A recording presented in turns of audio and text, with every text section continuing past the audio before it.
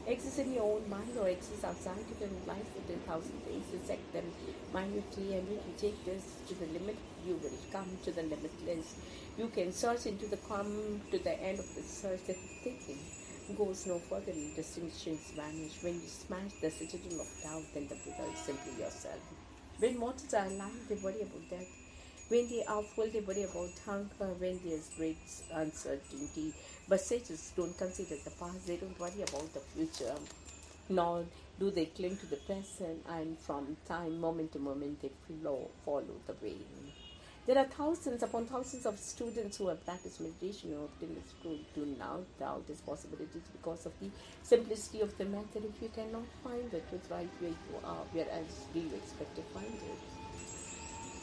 Experience Chan, it will require a great skepticism, but great skepticism blocks those detours on the road. Jump off the lofty peaks of the mystery, turn your heaven and earth inside out. Experience Chan, ignore the superstitious nonsense that comes, that makes some claim that they have a Tin Chan. Foolish beliefs are those that are not yet awakened, and those they are the ones who must most need the experience of Chan.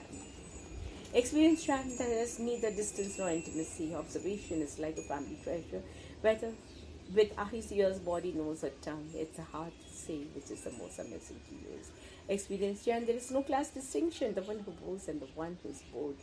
Two are a Buddha union. The yoke and the slash are tied to each other. Isn't this our first principle, the one we should most serve?